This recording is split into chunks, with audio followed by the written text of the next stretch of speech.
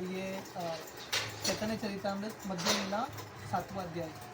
तो ये अध्याय का शीर्षक है कृष्णदास कविराज गोस्वामी का आशीर्वाद प्राप्त करने के लिए। धन्यम तम नौमी चैतन्यम वासुदेवम दयाद्रधि नष्टकुष्टम रूपपुष्टम भक्ति तुष्टम चकारय। तो ये अध्याय में महाप्रभु कैसे जगन्नाथपुरी से दक्षिण भारत यात्रा जाते हैं उसका वर्णन है। तो यहाँ पे ये अध्याय की शुरुआत में कृष्णदास कविराज गोस्वामी वर्णन करते हैं कि कैसे महाप्रभु जो इतने दयालु हैं दक्षिण भारत यात्रा में एक ब्राह्मण से मिलते हैं जिनका नाम था वासुदेव ब्राह्मण। तो ये वासुदेव ब्राह्मण को कुष्ठ रोग हुआ था, लेप्रेसी। तो महाप्रभु ये ब्राह्मण को आलिंगन करके उसको भक्ति देते हैं, उसके शरीर को सुंदर बनाते हैं और कुष्ठ रोग मिट जाता है। तो ऐसे श्री चैतन्य महाप्रभु इनको मैं बार बार नाम देता हूँ। तो शिला प्रभुपाद एक्चुअली आगे ये अध्याय के तात्पर्य में लिखते हैं जैसे महाप्रभु ने ये वासुदेव ब्राह्मण के बीमारी को ठीक करके सुंदर बनाया, शुद्ध बनाया। तो ऐसा ही प्रभुपाद लिखते हैं हम सब भी ऐसे बीमार व्यक्ति हैं, महाप्रभु की कृपा से, महाप्रभु के फॉलोअर्स की कृपा से हम धीरे धीरे शुद्ध बन रहे हैं। We are getting free from this disease. जय जय श्री चैतन्य जय नित्यानंद जय अद्वैत चंद्र जय गौर भक्तवृंद। तो कृष्णदास कविराज गोस्वामी हर अध्याय श्री चैतन्य महाप्रभु को, नित्यानंद प्रभु को, अद्वैत आचार्य को और महाप्रभु के सब भक्तों को प्रणाम करके शुरू करते हैं। ई मते सर्वभौमेर निस्तार करीला दक्षिण गमने प्रभुर इच्छा उपजीला। तो श्री चैतन्य महाप्रभु सर्वम भट्टाचार्य का उद्धार करते हैं, उनको प्रचार करते हैं और उसके बाद महाप्रभु के मन में इच्छा उठता है दक्षिण भारत जाने के लिए। मेघ शुक्ल पक्षे प्रभु करीला संन्यास फाल्गुने आसिया कैल नीलाचल वास। तो महाप्रभु शुक्ल पक्ष या मकर संक्रांति के दिन महाप्रभु संन्यास लेते हैं और फाल्गुन महीने में महाप्रभु जगन्नाथपुरी आके पहुंचते हैं, क्योंकि संन्यास लेने के बाद महाप्रभु 3 दिन तक राधा देश में भ्रमण कर रहे थे। उसके बाद 10 दिन शांतिपुर में रुकते हैं, उसके बाद चल के आते हैं जगन्नाथपुरी। तो फाल्गुन महीने में जगन्नाथपुरी पहुंचते हैं। फाल्गुनेर शेष डोल यात्रा से देखील प्रेमावेश तहा बहु नृत्य गीत कैल। तो फाल्गुन महीने के अंत में डोल यात्रा होता है या होली का उत्सव होता है। महाप्रभु जगन्नाथपुरी में जगन्नाथ का ये डोल यात्रा देखते हैं, बहुत प्रेम के साथ कीर्तन, गीत, नृत्य इत्यादि करते हैं। चैत्रे रही कैल सार्वभौम विमोचन वैशाखेर प्रथमे दक्षिण यायत हैलमन। तो चैत्र महीने में महाप्रभु सर्वम भट्टाचार्य को प्रचार करके वैष्णव बनाते हैं। वैशाख महीने के शुरुआत में महाप्रभु दक्षिण भारत यात्रा शुरू करते हैं। निज गण आनी कहे विनय करिया आलिंगन करी सबाय श्री हस्ते दरिया। तोमा सब जानी आम प्राणाधिक करी प्राण चाड़ा याय तोमा सभा चाड़ीते न पारी। तो महाप्रभु अभी दक्षिण भारत यात्रा करने के लिए निकल रहे हैं। महाप्रभु सब भक्तों को बुलाते हैं और उनके हाथों को अपने हाथ में लेके महाप्रभु बोलते हैं आप सब लोग मेरे प्राण से भी अधिक प्रिय हो, मैं आपको छोड़ के नहीं जा सकता, फिर भी मेरे अंदर एक इच्छा उठा है। तुम्ही सब बंधु मोर बंधु कृत्य कैले यहाँ आनी मोर जगन्नाथ देखाइले। तो महाप्रभु इन भक्तों को बोलते हैं आप सब मेरे मित्र हो, बंधु हो। क्यों? क्योंकि आप लोगों ने मुझे जगन्नाथपुरी लेके आए और आपकी वजह से मुझे जगन्नाथ का दर्शन हुआ। तो महाप्रभु बता रहे हैं हमारे सही मित्र कौन है, जो हमको भगवान के निकट लेके जाते हैं। तो महाप्रभु इस तरह से उनका गुणगान करके उनसे आज्ञा मांगते हैं।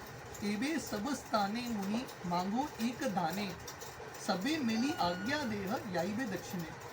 तो महाप्रभु बोलते हैं मैं आप सब लोगों से भिक्षा मांगता हूँ, मुझे प्लीज़ भिक्षा दीजिए, दक्षिण भारत यात्रा जाने के लिए आज्ञा, परमिशन। तो महाप्रभु कैसे हैं, अपने भक्तों के अधीन है। तो महाप्रभु हमेशा भक्तों का परमिशन लेते हैं। महाप्रभु इस तरह से बहुत प्रेम के साथ बर्ताव कर रहे हैं। तो हम काफ़ी दिनों से गौर लीला चर्चा कर रहे हैं, तो हम देख रहे हैं कि कैसे श्री चैतन्य महाप्रभु अपने भक्तों के साथ इतने सुंदर तरीके से प्रेममयी संबंध होता है। विश्वरूप उद्देश्य अवश्य आमी याब एकाकी यईब कहो संगी न लाइब। तो महाप्रभु बोलते हैं मैं दक्षिण भारत यात्रा जाना चाहता हूँ मुख्य रूप से विश्व रूप को खोजने के लिए। विश्व रूप कौन थे? महाप्रभु के बड़े भाई। तो हालांकि महाप्रभु को पता था कि विश्वरूप पंढरपुर गए हैं, उन्होंने शरीर त्याग लिया है, फिर भी महाप्रभु बोलते हैं मैं विश्वरूप को खोजने के लिए जा रहा हूँ। क्योंकि महाप्रभु अगर पर्सनल रीज़न देंगे तो सब वक्त परमिशन देंगे, तो महाप्रभु इस तरह से बोलते हैं। और महाप्रभु बोलते हैं मैं अकेले ही जाऊँगा, किसी को लेके नहीं जाऊँगा, क्योंकि महाप्रभु को पता है सब वक्त बोलेंगे हम भी आएंगे। महाप्रभु से आई विल गो अलोन। सेतु बंद हाइते आमी ना आसी यावत, मिला चले तुम्ही सब रहीते तावत। तो महाप्रभु बोलते हैं आप सब लोग यहीं पर रहना जगन्नाथपुरी में, मैं दक्षिण भारत सेतु बंद रामेश्वरम तक जाके वापस आऊँगा। विश्वरूप सिद्धि प्राप्ति जाने न सकल, दक्षिण देशे उद्धारिते करीने के चल। तो कृष्णदास कविराज गोस्वामी वर्णन करते हैं महाप्रभु ऑलरेडी जानते थे कि विश्वरूप सिद्धि प्राप्ति मतलब उन्होंने शरीर त्याग लिया है, भगवत धाम की प्राप्ति किया है, फिर भी महाप्रभु ऐसा दिखाते हैं कि उनको पता नहीं। महाप्रभु अभी दक्षिण भारत यात्रा जाना चाहते हैं, किसके लिए? दक्षिणे देश उद्धारिते करीने ये चल। तो महाप्रभु भक्तों के साथ थोड़ा चीटिंग करते हैं, एक ट्रिक करते हैं, भक्तों को बोलते हैं मैं अपने बड़े भाई को खोजने के लिए जा रहा हूँ, और महाप्रभु मेनली जाते हैं दक्षिण भारत में प्रचार करने के लिए। शुनिया समार मन हईल महादुख, ऋषभ हईल सबार सुखाइल मुख। तो ये सुन के सब भक्तों का मुख सूख गया है, भक्त सब बोलते हैं नहीं नहीं आप मत जाइए। नित्यानंद प्रभु कहे ऐचे कैचे हय, एकाकी आईबे तुम की हय सहय। नित्यानंद प्रभु बोलते हैं ये कैसा संभव हो सकता है, हम कैसे सहन करें कि आप अकेले जा सकते हो, आप किसी को तो लेके जाइए। तो नित्यानंद प्रभु बोलते हैं रास्ते में बहुत सारे चोर डकैत इत्यादि आते हैं, एटलीस्ट एक दो लोगों को लेके जाइए। और नित्यानंद प्रभु बोलते हैं मैं आ सकता हूँ आपके साथ। दक्षिण तीर्थ पथ आमी सब जानी, आमी संगे याई प्रभु आज्ञा देह तुम्हें। तो नित्यानंद प्रभु बोलते हैं मैं आऊँगा आपके साथ दक्षिण भारत, क्योंकि मैंने परिक्रमा किया है, मैं सब स्थली दिखा सकता हूँ, मैं ऑलरेडी एक्सपीरियंस है मेरा। चैतन्य महाप्रभु बोलता है नहीं नहीं आपको लेके नहीं जा सकता मैं। और इस तरह से बाकी भक्त अपने बारे में बोलते हैं हमको लेके जाओ, दामोदर पंडित, मुकुंद इत्यादि। महाप्रभु सबको इनकार करते हैं। और फाइनली नित्यानंद प्रभु चैतन्य महाप्रभु बोलते हैं आप काल कृष्णदास को लेके जाओ, और महाप्रभु तैयार होते हैं। तो I will not continue this chapter further, पर एक्चुअली ये अध्याय में वर्णन आता है कि कैसे श्री चैतन्य महाप्रभु काल कृष्णदास के साथ दक्षिण भारत यात्रा जाते हैं। पूरे दक्षिण भारत में महाप्रभु हरिनाम का प्रचार कर रहे हैं, कृष्ण कीर्तन कर रहे हैं, और महाप्रभु जिसको देखते थे हर व्यक्ति को कृष्ण नाम का उपदेश देते थे। यारे देखे तारक कृष्णोपदेश, हमारा आज्ञाएं गुरु होई तारा यही देश।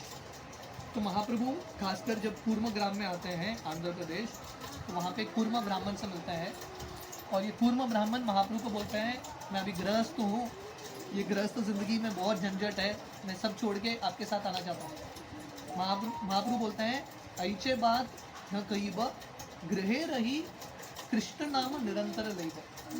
महाप्रभु कूर्म ब्राह्मण को बोलते हैं नहीं नहीं आपको मेरे साथ आने की ज़रूरत नहीं है, घर में रहो और कृष्ण नाम निरंतर लो। और दूसरा आज्ञा महाप्रभु देते हैं यारे देखे तारक कृष्णोपदेश, हमारा आज्ञाएं गुरु हई तारे ये देश।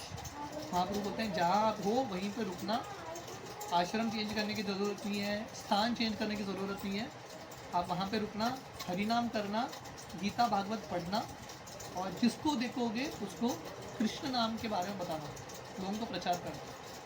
तो इस तरह से महाप्रभु कूर्म ब्राह्मण को उपदेश देते हैं, पूरे दक्षिण भारत में प्रचार करते हैं। और फाइनली जैसे ये अध्याय की शुरुआत में वर्णन है, एक ब्राह्मण था जिसका नाम था वासुदेव। तो ये वासुदेव को कुष्ठ रोग हुआ था, लेप्रेसी, उसका पूरा शरीर गलने लगता है। तो महाप्रभु ये ब्राह्मण को आलिंगन करते हैं, इसका कुष्ठ रोग मिट जाता है, बहुत सुंदर हो जाता है। और ये ब्राह्मण महाप्रभु को बोलते हैं अभी मैं सुंदर हूँ, मेरे अंदर घमंड आएगा। महाप्रभु उसको वही उपदेश देते हैं जो उन्होंने कूर्म ब्राह्मण को दिया। महाप्रभु बोलते हैं आप चिंता मत करो, आप कंटिन्यूसली हरे कृष्ण महामंत्र बोलो और प्रचार करो क्षमता के अनुसार। ये दोनों चीज़ करोगे तो आपको कभी अभिमान नहीं आएगा। हमारे कृष्णदास कविराज गोस्वामी बहुत महत्वपूर्ण आचार्य हैं। कृष्णदास कविराज गोस्वामी उन्होंने चैतन्य चरितामृत लगभग 90 साल की उम्र में लिखा। नित्यानंद प्रभु बंगाल में थे, नित्यानंद प्रभु उनके सपने में आते हैं और बोलते हैं तुरंत जाओ वृंदावन। कृष्णदास कविराज गोस्वामी वृंदावन आते हैं और राधा कुंड में आश्रय लेते हैं, और यहाँ के जो वैष्णव थे कृष्णदास कविराज गोस्वामी को बोलते हैं अब महाप्रभु के ऊपर एक पुस्तक लिखना, क्योंकि वृंदावन दास ठाकुर ने कृष्णदास कविराज गोस्वामी के पहले चैतन्य भागवत लिखा था, पर उसमें सब लीलाओं का वर्णन नहीं हुआ। तो सब वैष्णव कृष्णदास कविराज गोस्वामी को बोलते हैं आप लिखना। 90 साल की उम्र में कृष्णदास कविराज गोस्वामी चैतन्य चरितामृत लिखते हैं। वो स्वयं चैतन्य चरितामृत में बताते हैं उनका हाथ काँप रहा था, उनको दिख नहीं रहा था, उनके मन में जो सोचने का क्षमता है वो भी कम हो रहा था, और भक्तों के आशीर्वाद से और भगवान की कृपा से, नित्यानंद की शक्ति से वो चैतन्य चरितामृत लिखते हैं। और पूरे चैतन्य चरितामृत में कृष्णदास कविराज गोस्वामी इतने नम्र हैं, इतने महान आचार्य हैं।